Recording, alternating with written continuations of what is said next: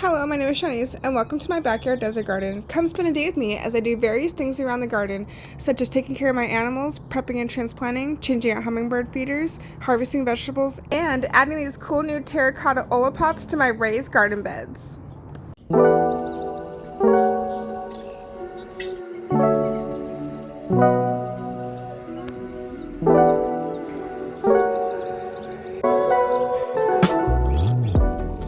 First things first, we gotta take care of the animals.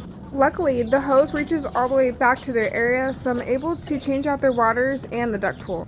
I use the purple bucket to mix the grain, and they eat out of these cute little orange bowls. Then I add a little water to their bowls so that way they could digest it easier. Now let me introduce you to my flock. This is my chicken and duck. I raised them together since they were babies, and they've been best friends ever since. This is Tinkerbell, my Easter egger chicken. She was the first chicken that I got, but unfortunately she lost her mate when she was young. So that's when I decided to get another chicken and a duck. This chicken right here is Stormy, my blue Australope, and I wouldn't consider myself a homesteader, but I do enjoy owning my chickens and duck.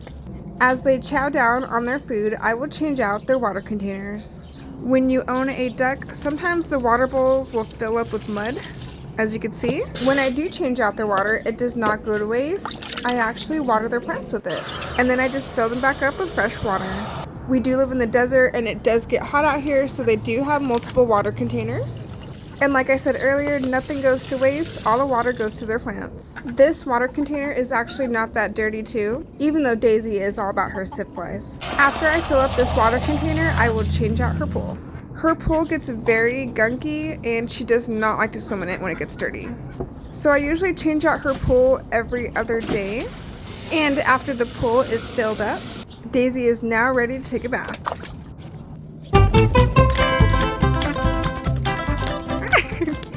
Daisy is so funny. She will take a bath, flap her wings, and then jump right out. This is our beautiful mesquite tree in the back. So when we dump out her pool, the water goes straight out to the mesquite tree. I like to make sure that my duck has plenty of water, so I got her a new water container. She might even try to get in it later. If you're thinking about adding chickens or ducks to your backyard, I highly recommend it. They mean more to me than just laying eggs, as they bring me so much joy and happiness. And I actually think that my garden will be boring without them. Now let's go collect some eggs. We got 2 chicken eggs and 2 duck eggs. So only Tinkerbell and Daisy lay eggs. This chicken, Stormy, does not. And I don't eat eggs that much, so I give them away to family and friends. Now that we are all done taking care of the chickens, we will move on to our next project. Oh, and we also have a stray cat that we rescued. He was raised with my duck and chicken since he was a kitten. It's starting to warm up in the desert. The temperature is a little over 70 degrees, which is actually nice because I love the heat. We are going to get started on our terracotta olla pots. They need to be soaked in water for at least 10 minutes. It even came with some pruning shears. This box contains 4 terracotta olla pots, and they have corkscrew tops. I needed to use a larger bucket to soak all of them in, so I'm using my purple bucket. And then we will let each of them soak for 10 minutes. As they're soaking, we will move on to our next project and come back to this later.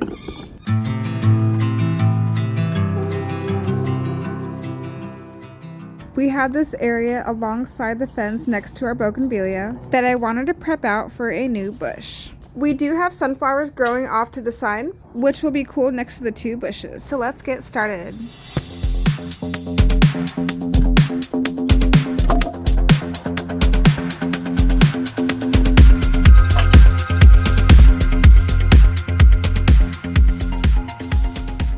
Before digging my hole, I wanted to make sure to line it up with the bougainvillea.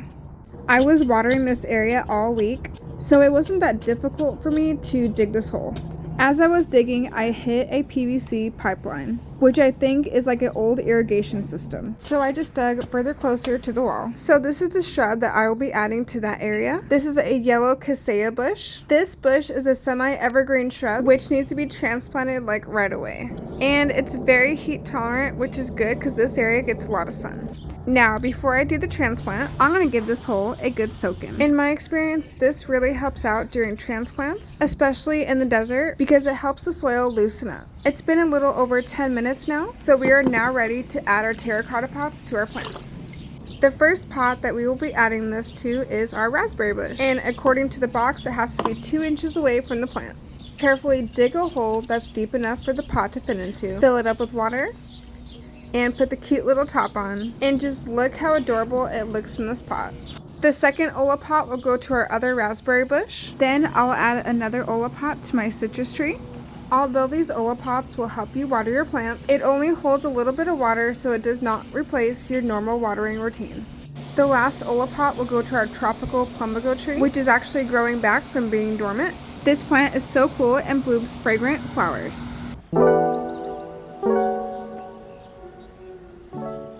Now let's change out the hummingbird feeders. The hummingbirds have been very hungry lately, so they are both super empty. And I don't like any water to go to waste, so I'll rinse them out in the grass. We will fill them up on my front porch, and I'll light a citronella candle to keep the mosquitoes away. I use Hummer's Glory hummingbird nectar that I purchased at the 99-cent store. I use a full bag to fill up one of the containers, which I already filled up with water, and that's how I measure it out. And then I'll mix it together until it dissolves. And in this situation, I will use a funnel to pour the nectar into the hummingbird feeder.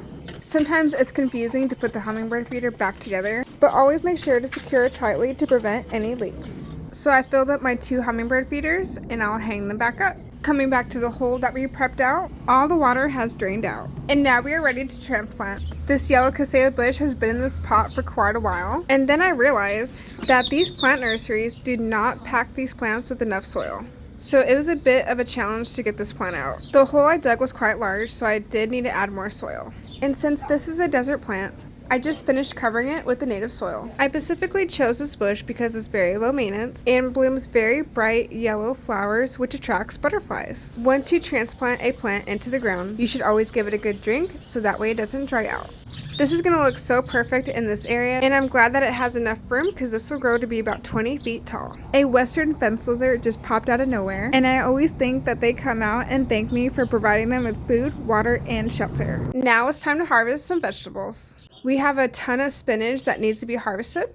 This is my first time growing spinach in the desert. Since I started them during the cooler months of January, they did very well, and they are barely starting to get aphids on them. However, aphids are a part of this ecosystem and are harmless to humans. So all you need to do is rinse out your vegetables in the sink. Here's the next set of spinach that I'll be harvesting today. Lettuce that I also started in January. Spearmint. Raspberries that I'm growing for the first time this year, and they taste amazing. And might as well harvest some rosemary while we're at it. I put my vegetables and fruit in my harvesting basket, and I'm happy to say that this is the first harvest that I've done in my backyard desert garden. And today we're actually going to get to do another transplant. This hole was already prepped out, which was the perfect opportunity to transplant my hibiscus. And I already went ahead and pre-soaked it. This hibiscus was in this pot for about a year now, and it's been looking very thin and unhealthy. So we definitely needed to transplant it right away. And I'm very hopeful that it'll do well in the ground. I'll amend it with soil and create a little basin around the plant.